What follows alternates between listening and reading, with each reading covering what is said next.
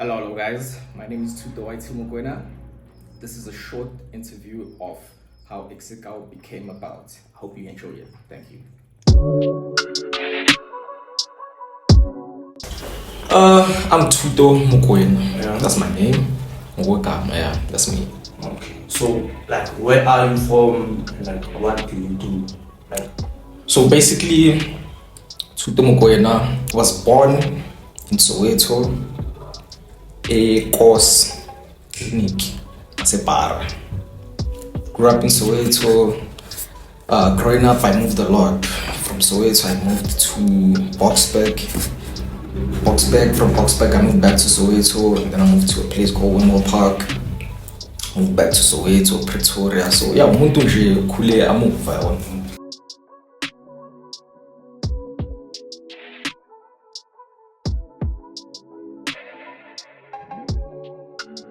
Like, would you say you're an entrepreneur or more of a designer?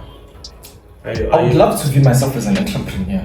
However, right now, let's say I'm a designer. You still a designer? Yeah, I'm a designer. I do clothes. I have a clothing brand named Exe Kau. So how it came about, I was in high school, doing grade 10, business project. Well, we were told to listen to our business plan. And then I made a business plan in clothing. And then I liked it because I told good marks for it. And I was like, you know what? Let me implement it, because even the business plan I done, I didn't understand it. So I had to do it to actually understand what I was talking about in my business plan. So that's how the idea came about. So, okay, no, let me tap into clothing. Okay, so what inspires your design process? What inspires my design process is, okay, so whenever I do clothes, I basically mix up the township culture and the hip-hop culture into one. Hence you can tell, you can see that, okay, well, the name of the brand is self-explanatory, Exe Kau, which is a township slang to greet each other. It basically translates, it means hello you. And then the designs are some sort of hip-hop-ish, they're inspired by the hip-hop culture. Okay. Who is your biggest inspiration? So when I was actually growing up, I used to tap into fashion, watch a lot of fashion videos. So I bumped into this guy called Karl Lagerfeld. He passed on. Rest in peace to you. I've been watching Karl Lagerfeld's videos, his designs, and I got inspired. So I'd say he's basically the first people to inspire me. And then I also brought out some inspiration from South African local brands, which I'm not going to mention. I understand. So how do you stay relevant in the current market trends? How do you make sure your brands are relevant? They don't, because fashion changes every year actually in South Africa. So how do you make your designs relevant for people to purchase? So I basically, whenever I design, okay, I'm more of a homeboy, so I'm always indoors on the internet, looking what's going on, what's the new thing. And then that plays a role in me getting inspiration. Furthermore, I'm forever designing, I'm forever designing. So me watching these inspirational videos and me designing a lot, yeah, it basically helps, because when we take to look at things are not changing. It's basically the same thing that's done in a nicer way. So basically what we are doing is things that have been done decades ago. However, we're making it more stylish and more our market friendly. So what challenges have you faced in the design process, and how do you overcome them? What challenges do I face? Okay, let me think about that one. What challenges do I face?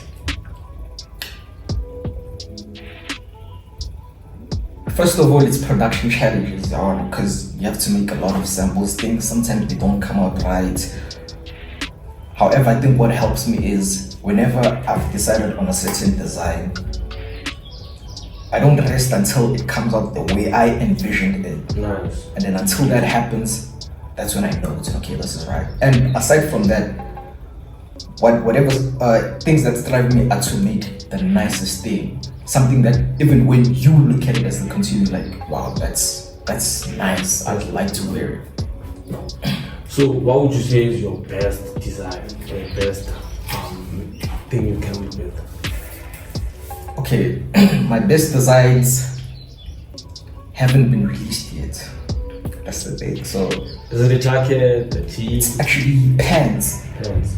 It's pants. There's this other pants that we haven't released yet.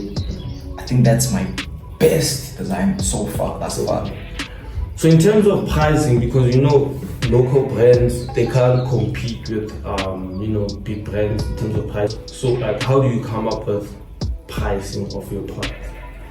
So okay, in terms of pricing of the products, first things first, there's no price that's good enough. So people are gonna complain whether your items are less in price or high in price. It's a very complex scenario to explain. However, I do that with my team. Close to 10. I started 2017, so I basically have over half a decade's worth of experience in the clothing industry. So what are some of the biggest names in the industry like work with? In terms of artists, Yeah. And social media influencers. okay, so I've worked with Lexi MK, I've worked with Steez the DJ, I've worked with Flay. So addicted to it, all I see is dollar signs. Thankful to the Lord, He let me make it through the night. So dead or alive, I'm The late Costa Titch,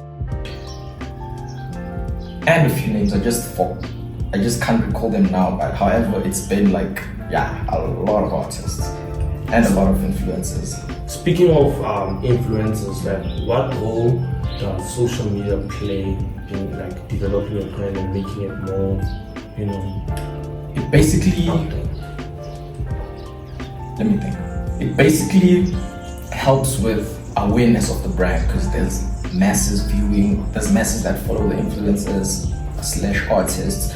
So it basically plays a role in awareness. Plays a big role in awareness. So what would you define as success for the brand? What would I define as success for the brand? 10 to 15 years? 10 to 15 years, I see the brand having multiple physical stores, Okay. let's say plus minus 20 stores in South Africa. Okay, so back to the what are the biggest challenges you face in managing the brand's image? What people actually think about the brand? When it comes to that, I think I've played. Actually, I don't think I've experienced challenges as yet because I'm doing exactly what the brand represents, which is basically combining the township and the hip hop culture into one. And through that, we're creating a lifestyle. Hence, I'm working with a lot of influencers and artists. So far, it's going accordingly. Okay, so what strategies do you use to define and maintain your brand's identity? What strategies do I use to To define? maintain that hip hop and classy. I basically work and I'm in the field of dressing influencers. Well, not dressing them, however, working with them into pushing the brand, the image. So it makes sense that way. If you had the opportunity to go back to 2017 YT, what would you say to them? As like advice? Actually, I would say you are on the right track.